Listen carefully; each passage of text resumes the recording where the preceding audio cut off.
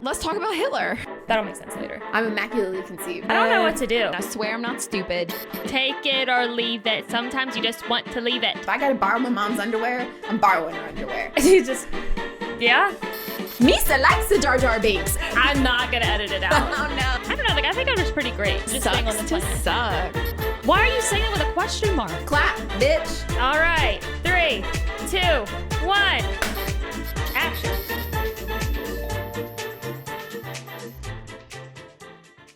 And we're live. I'm Anna. And I'm Jessica. It is Why Are You Yelling? Welcome back to another F1 Academy race review. Today we are talking about the season finale of the F1 Academy season, round 7 from the Las Vegas Street Circuit. Oh yeah.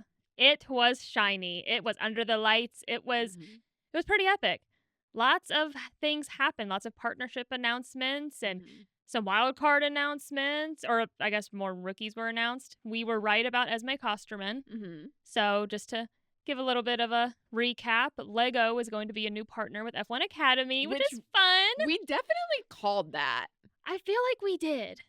I don't didn't know go back and look. I don't know what episode. I don't know if it was an F1 Academy Yeah. review. I don't know if it was an F1 review, but we definitely, I remember saying, Lego, why is Lego not like a sponsor partner Yeah. for F1? And then we're like, oh, well, maybe F1 Academy could be better because it's probably a cheaper sponsorship. Yeah. I feel like that was a conversation. I definitely remember that. So we had said earlier on that Esme Kosterman, we would not be shocked if she became a rookie next year on the F1 Academy grid because she performed so well. And lo and behold, here she is, and she's going to have a Lego car. Yay! So that's fun. We have our title winner. We'll go ahead and announce it. You guys probably already know. Doriane Pin. Good for her. She won. It was epic. So there you go, Mercedes. Think about you know what? She loves Lewis Hamilton so much, and now she's the next Mercedes driver to win a world championship after him. So that was pretty cool, but we will get into all the juicy bits before we get into the weekend. Love the juicy bits. Yes. So before we get into the main race review, we'll just do a little refresher / reminder because these races only happen like once a month. So sometimes we kind of forget what the format is like. I need a refresher almost every time. So I'm going to give one to you too. So F1 Academy is Formula One's all-woman series created to give young female drivers a platform to develop their driving skills, to develop a media presence, to just get experience working as part of an open seater or open wheel racing team. Yeah. And then it's a chance for them to move up the motorsport ladder. Yeah. It is a spec series, so all the drivers use the same Tautus F4-T421 chassis. Yes. Powered by an Audio-Technica turbo engine on Pirelli tires. So they all have the same car, same engine, same chassis. Yep. The car runs a special aero kit compared to standard F4. So they have a tweaked front and rear wings, but it's still a spec package. So the focus is mainly on driver performance, not which team has the biggest budget to spend developing a car, because that is the purpose of this series is driver development, not car development. Exactly. Whereas, F1, it's the opposite. Yeah, well, it's like the pinnacle. It's supposed to be the pinnacle of both. Yeah. Well, you shouldn't be developing your driver talent really anymore in F1. I mean, you shouldn't be, but we definitely are. Yeah. So there are 6 teams who each have 3 drivers, and they are Prema Racing, Campos Racing, MP Motorsport, Rodin Motorsport, Art Grand Prix, and High Tech TGR. High Tech is the team that has the wild card entries. So of their 3 drivers, one of them is a wild card. It changes every round. Yeah. A lot of times we've seen that they will pick like a more local driver. Sometimes they don't, but more often than not, I feel like they do. Yeah, I think they try to. Yeah, they're trying to highlight some like local female talent. Yeah. Which is really cool. So these are the same teams actually that compete in Formula 2 and Formula 3, which is cool. Yeah. Cool. And all 18 drivers in F1 Academy are backed by either a Formula 1 team or one of the series official partners. So, McLaren, Mercedes, Haas, they all Red Bull all back one of the drivers. Yeah. And there are also some official series racing partners. So we've got Tommy Hilfiger. We've got Charlotte Tilbury. Yep. We've got, they just announced Lego for next season. I think Gatorade's been one. Wella's been one. So they're getting more and more. Yeah. So the race weekend format, each round features up to 2 free practice sessions. Then they'll do 1 qualifying session, and that qualifying sets the order for the 2 races that they do. One of the races is normal qualifying order, and then the other is a reverse grid order for the first 8 drivers. Yep. So if you qualify P1, then in one of the races you will start P1, in the other race you will start P8. Yep. And if you qualify P2, in one of the races you start P2, in the other race, in the reverse race, you start P7. And it works that way. If you qualify 9th through 18th, then that's just the order you start for both races. Yep. How do the points work? So the top 8 in race 1 and the top 10 in race 2 get points. You get 2 bonus points for pole position in race 2 and 1 bonus point for fastest lap in either race, only if you finish in the points. Which was how it was in F1 before till they got rid of it. Yeah. All right, so that was a really quick recap. I told you I was trying to just narrow it down, get to it. Get to the get. So since it's been a little bit of time, but we're going to do a quick little going into the weekend snapshot of what everything looked like going into Vegas. So the title fight was down to Doriane Pin and Maya Weug. Doriane was going into the weekend with a 9-point lead over Maya, and while there were countless title scenarios on the table, it was all, no matter what, going to be decided in race 2. And the reason that is because race 1, the points are similar to a sprint race in Formula 1, where the points are nothing compared. They're like 8 points, I think, is what the first place person gets. And then it goes down to like 6, 4. So it's significantly less. So no matter what, because she had a 9-point lead, the most Maya could have got would have been 8 points. So no matter how it went down, race 2 was going to be the decider. So we still have some team battles going on. So defending champions Prema Racing, they were chasing to get their 3rd in a row. So they won it pretty much every single year for me, or F1 Academy has been a thing again. They had the lead with 257 points, 49 points clear of MP Motorsport, and then with 89 points still on the table for the weekend. So it was still up in the air, but Prema was pretty comfortable. We did have a top rookie battle. So we've talked about our rookies. We love them. Ella Lloyd and Alicia Palmowski were kind of locked into their own little tussle over who was going to be the top rookie, with Ella actually in 3rd place overall in the driver's standings and Alicia in 5th. Now, going into this race, we have 7 drivers that this is their last year in F1 Academy, which include Doriane Pin, Maya Weug, Chloe Chambers, Tina Hausman, Leah Block, Chloe Chong, and Ariella Nobles. So this was their last chance on the grid for F1 Academy. Yeah, for those who don't know, F1 Academy limits their drivers to 2 seasons of driving in F1 Academy before they're like, okay, you get the boot. Like, yeah, and it's similar to F2 and F3, where if you win the championship, you ain't coming back. So if you win it your first year there, it's like, move on. Yeah, you got to go, which if you do win it, you do get like a full ride into a GB4 series. Or GB3. So something to consider going into the weekend. This was the very first time that F1 Academy was racing in Las Vegas, which it's only the 3rd year Vegas has been on the calendar to begin with, but it was their first time going here, so everybody was on equal footing. So the biggest takeaway going into the weekend was it's the final round on a new circuit. The title was on the line, and we have several drivers where it's their last race with F1 Academy. So the stakes were high, the emotions were high. It was just set up to be a very chaotic, high-stake weekend. And we already talked about some of the news going into the weekend was Lego announced its partnership with F1 Academy, with Esme Kosterman going to be behind the wheel of that car.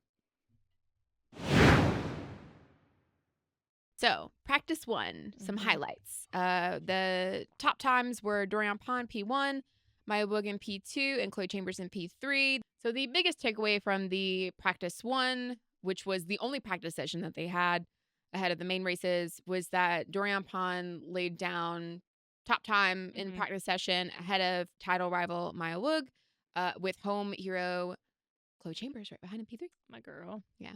My girl, Chloe. So our qualifying highlights. So the top 3 finishers in qualifying were Chloe Chambers in P1, Alicia Palmowski in P2, and Alba Larson in P3. Crazy.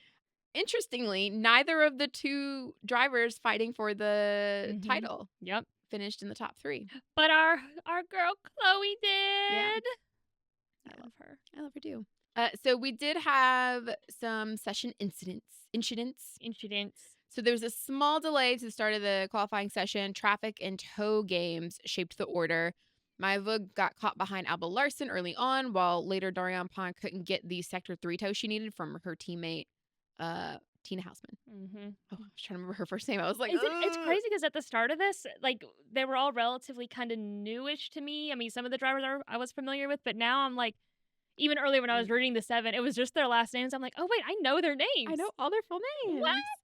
So there were no penalties in the qualifying session. Thank you, Lord. Because that has been an issue in previous qualifying sessions. So some other key results from qualifying. We had title contenders Doriane and Maya starting P4 and P5 with Doriane ahead of on the grid for race 2. So they're like neck and neck, right? Yeah. Golly. Like literally qualifying one after the other means that in one race in each race one of them starts ahead of the other. That's crazy. Yeah, it's nuts. Yeah. So Tina Hausman took P6 ahead of Emma Felbermeyer in P7. Nina Gabeman, Rafaela Ferreira, and Ella Lloyd rounded out the top 10. So the main takeaways were that Chloe Chambers delivered a statement pole on home soil. Alicia Pomowski and Alba Larson locked out the rest of the top 3. And with Doriane Pin only 4th and Maya Weug 5th, qualifying set up a really spicy grid for the title decider. Spicy. I won't lie, guys. Sometimes I'll type stuff out and then I'll ask ChatGPT to reword it. And I specifically remember saying, please don't use the word spicy. And it either did and I copy and pasted the wrong one or it ignored me. It said, fuck you. It said it was spicy. I said what I said. I said it with my whole chest. So now we'll get into our race 1 recap. And this is the reverse grid race.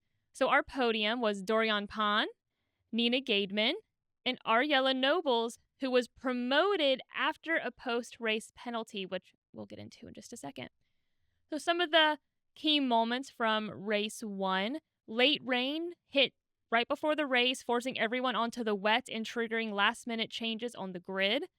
Emma Felbermeyer's car stopped on the front row with a clutch issue and was wheeled into the pits. On the run to the final corner before racing even started. So this is this was horrible. Formation lap. It was, oh gosh. Okay. So on the formation lap, title contender Maya Weug and Tina Hausman collided on the formation lap. And they both had to retire, promoting Pin to P2 on the grid because Tina Hausman was ahead. And so it was just not great. It was so horrible. I mean, literally before it even starts, this was so crucial to Maya. And it just set, it was, oh. Let me tell you something. I saw some moments from this race both races that really made me think, ladies, why are you embarrassing me? I truly don't know what happened. I'm like, Ferrari's taking over these people and making them run into the back of people that they ain't got no business running into the back of. I was like, what are we doing? Spinning out. You're making us look bad. They already think women can't drive. And then you're just like, you're hitting people and you're running into before the race even starts. Come on. It was just, bless it. I don't know if it. I know it happens to the guy drivers too, but I was just like, I had a moment where I was like, why are you making us look bad? Well, because unfortunately as women, we're like, we have to do it perfect all the time. If we make any misstep, it's not because mistakes happen, it's because we're women. Exactly. But I think from what I can recall, I don't know if Tina let up on the throttle or if she hit the brakes, which is where maybe she didn't expect it. I mean, it was just, it sucked. It was horrible, and it really just affected Maya's whole weekend. And really, that moment before the race started, the title was just like, oh man, like a miracle was going to have to happen at this point for Maya to get it.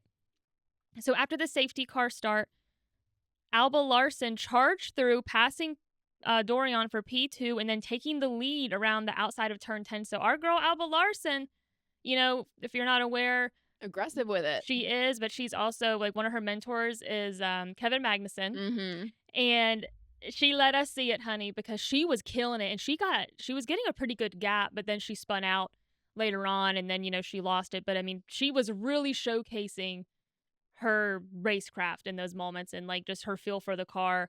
It was really fun to watch. So like I said, later on, Larson brushed the wall, appeared to damage the suspension and spun out in the final corner, handing the lead back. A safety car for Ella Lloyd's turn off at turn. Oh, yeah. it reminded me of Oscar Piastri, where she just, I don't know if it's because she got onto the paint, but she went too wide. She had some understeer. So yeah, basically, Ella has a moment where she goes off track, then she just runs straight into the wall. Like, it was just like it was. I don't even know how it happened, but it happened. And then that triggered a safety car that bunched the pack back up.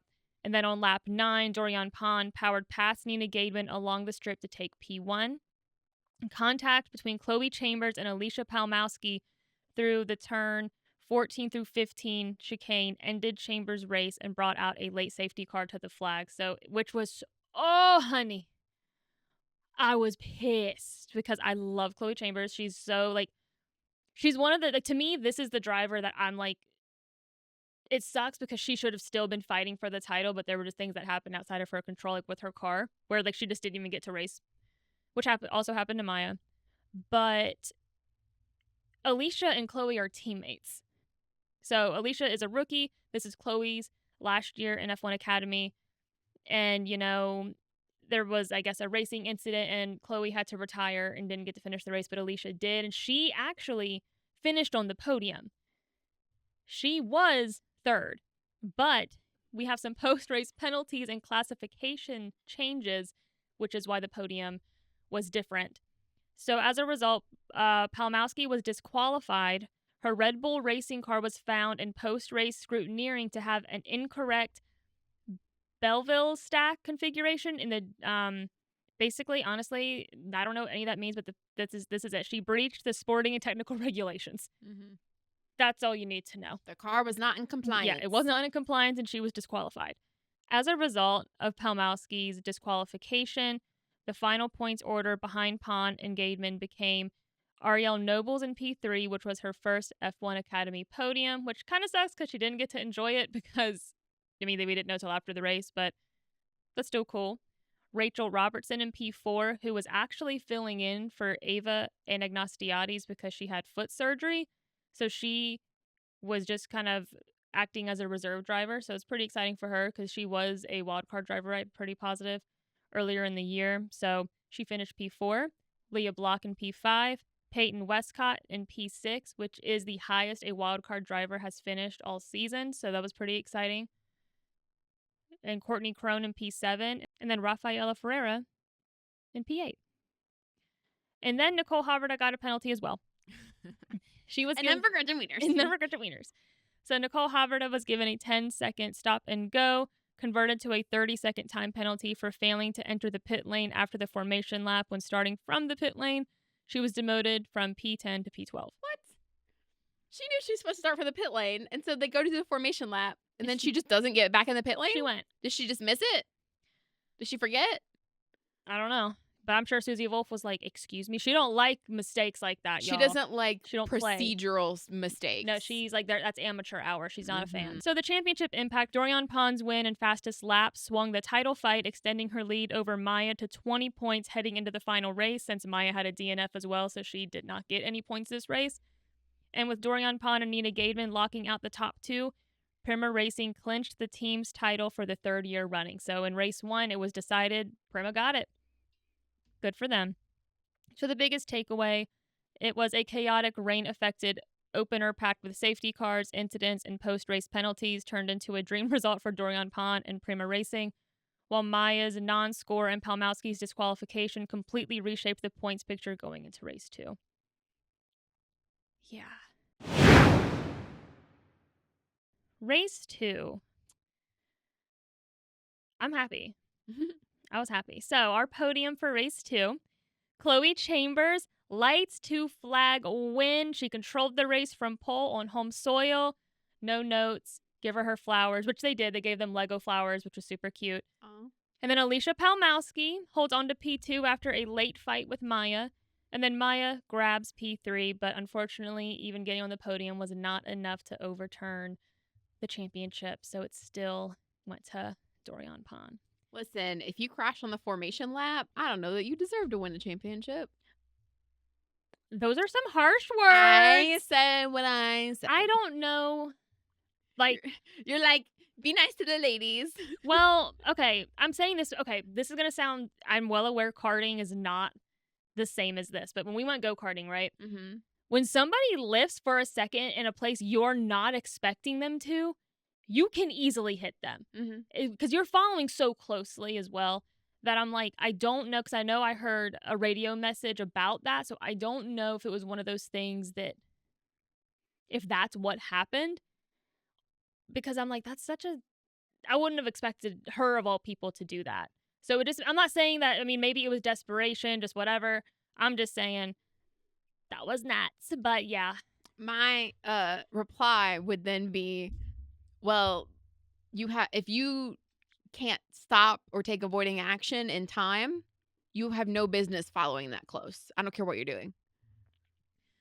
Maybe on the formation lap, but there's definitely, like, remember when we were watching Formula Drift and they will actually see in certain sectors whether they hit the brakes or not, and that will go against their score, because there's certain places you should not be hitting the brake. Yeah, that's your fault.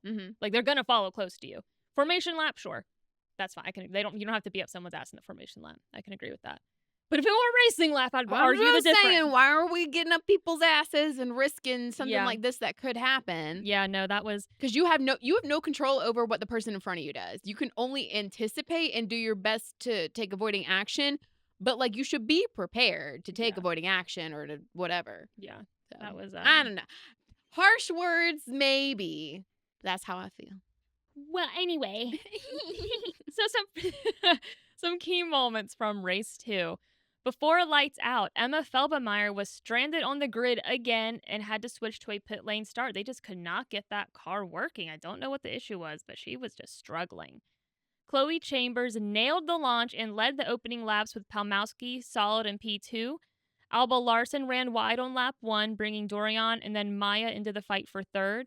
So we had an incident between Payton Wescott, the wildcard driver, and Joanne Chicante. I'm very sorry if I just butchered your name. Joanne. They collided and spun together, bringing out the safety car. On the lap 5 restart, Chambers bunched the field while Doriane and Maya both cleared Larson to sit P3 and P4 in the title fight train. In the closing laps, Maya went around the outside of Doriane for P3 and then attacked Palmowski, briefly getting ahead before Palmowski fought back to retake second. The battle let Chambers stretch her lead to over 4 seconds and allowed Larson to rejoin the fight, repassing Doriane and dropping her to 5th. So the championship impact from this race. Chambers signed off the season in style with a commanding home victory in Las Vegas, and Doriane Pin's P5 finish still gave her enough points to beat Maya Weug in the standings and became F1 Academy's 3rd drivers' champion, which was pretty fun. And our top rookie in points was Ella Lloyd, the McLaren driver, scoring 127 points, followed by Alicia Palmowski with 91 points. Ella was very impressive all season. I mean, she'll probably be a title contender next year. Like, she was just on it. She was on the podium so many times. She just came out swinging. So the biggest takeaway from this is Chloe Chambers delivered the perfect home win from pole. Palmowski backed it with a strong P2. And Maya Weug fought to the end but came up just short, and Doriane managed the risk to bring home P5 to seal in the championship. So it was very exciting. It was really fun to watch. I had a good time. I was like, oh, wow. It was so dramatic. I'm like, God, it's like to the wire, y'all. Literally. Nuts. I saw the like podium and celebrations and stuff, or like right after Doriane got out of the car and she had won the second race or finished the second race and she was like officially the champion. And she went and hugged Toto. And I know Doriane is small. Toto is like a 6'5", like he's a large man. And Doriane, like, you know, leaping up to hug him, she's so tiny compared to him. I'm like, she's a little delicate thing. I'm like, don't hug her too hard. Don't hurt her. Don't drop her. Yeah, Kimmy was there. George was there. I mean, Mercedes, they just came out. They were really supportive. It was really cool.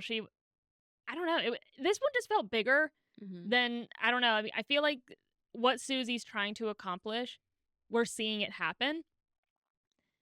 And we'll get into some stuff a little bit later that I want to go over about like how F1 Academy's changed over the course of this year especially. But it was fun. It was really like the racecraft was fun. It was exciting.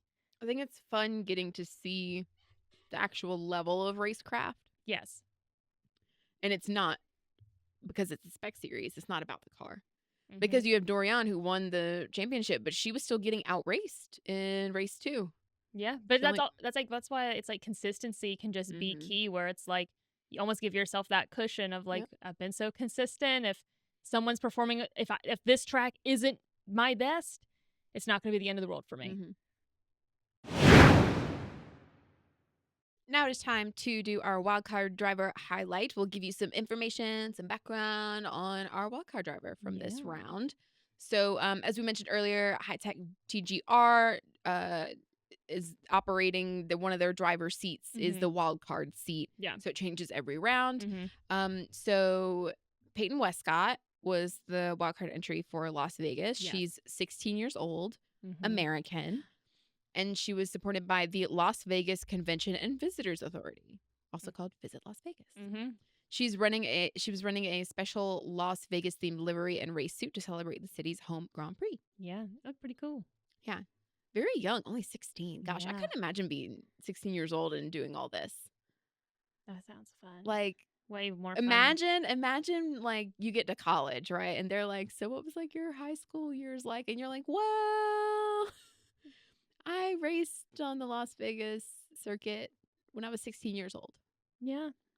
Pretty awesome. Like, that's cool. It's pretty cool. In a race car. I was a 16-year-old race car driver. Yeah. Like, so cool. Okay. I know. Literally, I'm like at 16 years old, I was like playing Halo on my Xbox. I was reading. Yeah. I'm like at home in marching band. That's cool, though. It was very cool. I played an instrument for like 7 years. See, I was a theater kid and just played video games. Ooh. Okay, so back to Payton Wescott, who's a very cool 16-year-old. Yes. She built her foundation in karting from 2022 through 2024, earning multiple wins, pole positions, and regular top 5 finishes in U.S. competition. In 2024, she was selected for the Champions of the Future Academy program, supported by F1 Academy's Discover Your Drive, and delivered strong results in the OKN senior category. For 2025, she stepped into single-seaters with Van Amersfoort Racing. In the Formula Winter Series, she scored 1 class win and 4 top 3 in class finishes. So that's like podiums within her category. She then continued with Formula 4 Italy and Europe, adding 7 class wins and 21 top 3 in class finishes, underlining how quickly she's adapted to F4 machinery. It's actually pretty impressive. Yeah, that's only over the course of a year? Yeah. Wow. Awesome. That's pretty impressive. She was a good pick. Good job, Susie. Wolf and team. Yeah. So to recap Payton's performance from the Las Vegas weekend, in practice, she came in 13th. In qualifying, she finished 14th. And for race 1, she finished P6. And race 2, she had a DNF. Yeah. So the biggest takeaway is that she is a really good example of the F1 Academy pathway doing what it's meant to do and working. Yeah. Right. So we've got her, showing a lot of success in karting, which then transferred her in. She moved into the F1 Academy Discover Your Drive program and got the support from that, and then got strong results in F4 and then moved into the F1 Academy rookie test, and then eventually was a wild card slot on the grid for F1 Academy. Yeah. So doing all of that and then racing on home soil in Las Vegas in a special livery and finishing the year as 2025's highest finishing wildcard driver kind of just sums up her potential and what the series is trying to build for young women in motorsport. Yeah, she's like pretty much a clear-cut example of what they're trying to accomplish. So I was like, wow, it's working. It's working. So moving on to our regular driver spotlight. So this is our season finale. Normally we would just pick one driver, but we decided, you know what? It's the season finale. We don't have a race preview coming up for the next round because it's the last one. So instead, we're going to highlight our top 3 finishers. Yeah. So we'll talk about Doriane Pin first. So she was with Prema Racing, supported by Mercedes.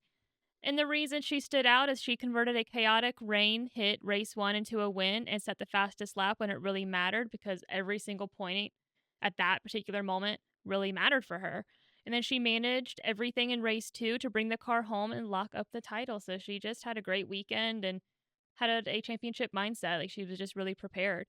And if we had to sum up her story in F1 Academy in one sentence, she came into the series with a big reputation and signed off her final F1 Academy season as the Drivers' Championship after a year of raw pace and racecraft.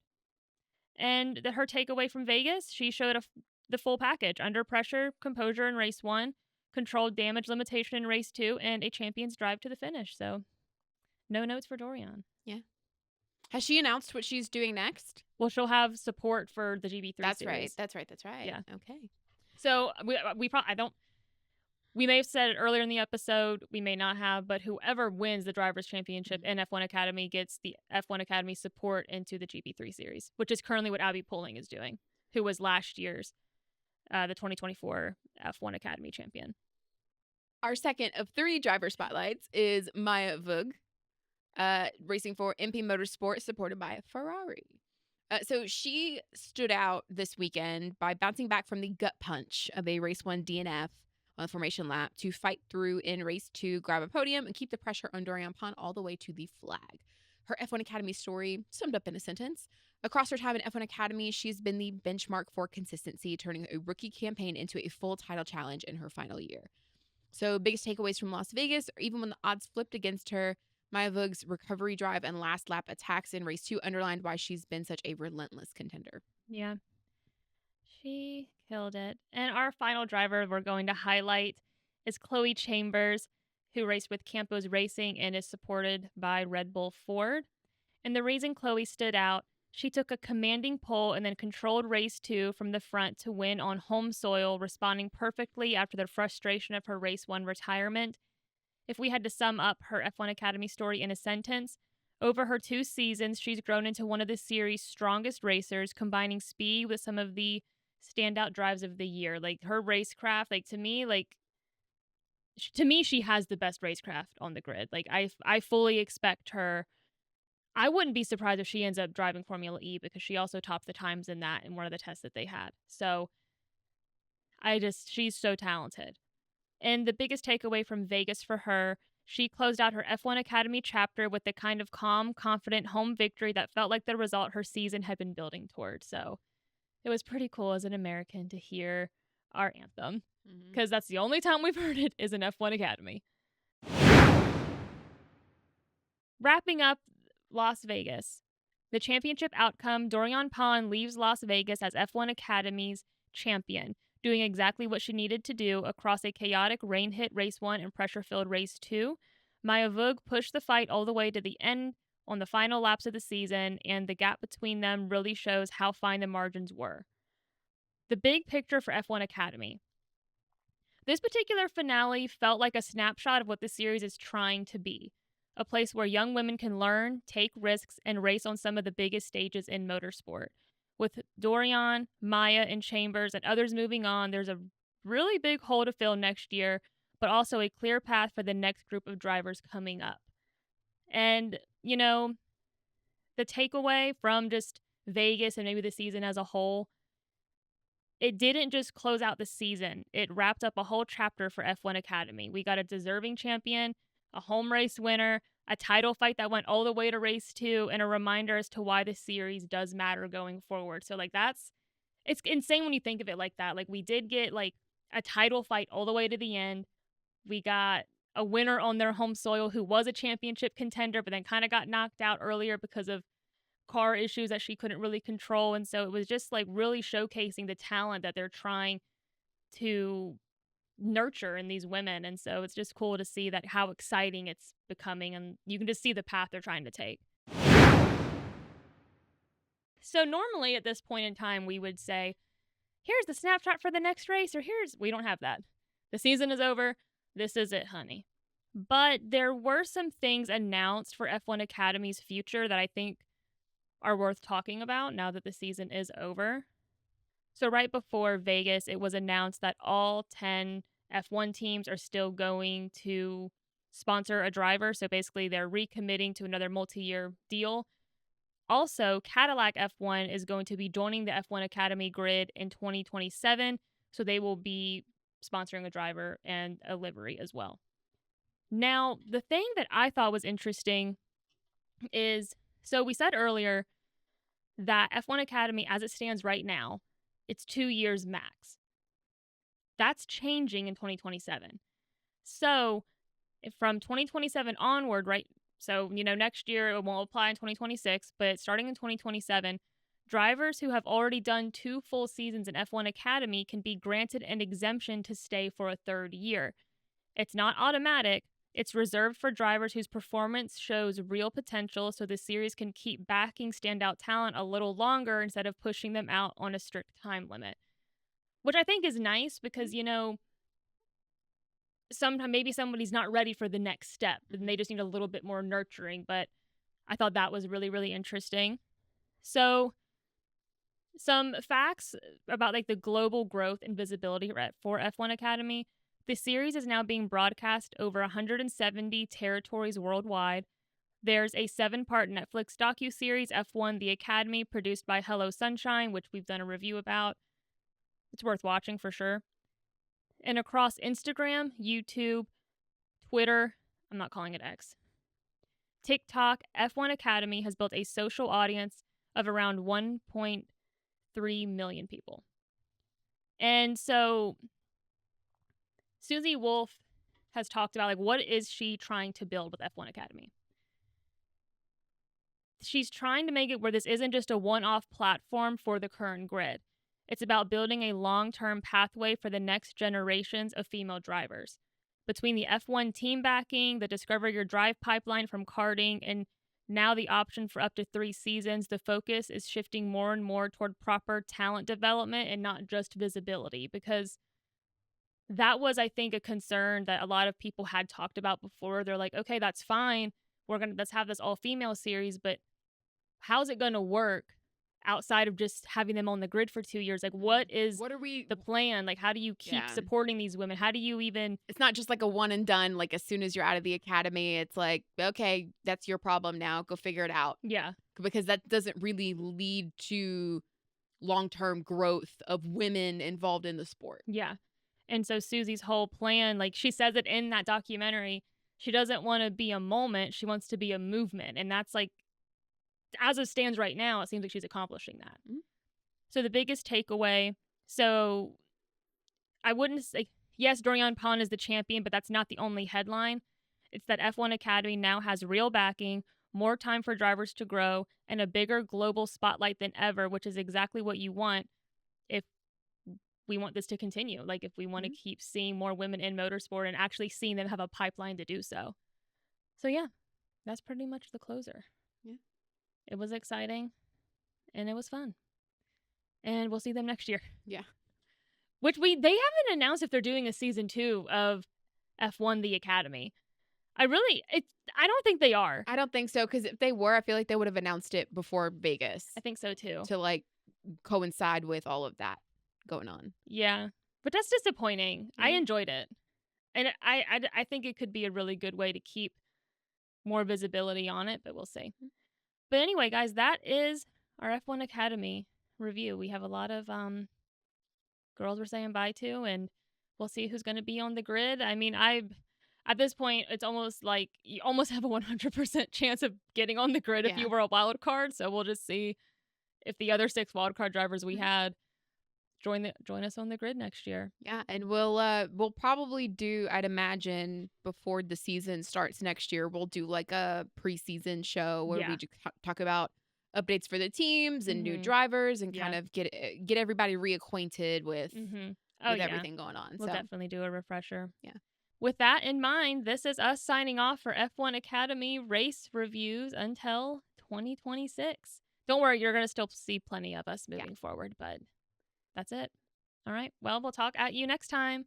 Bye. Bye.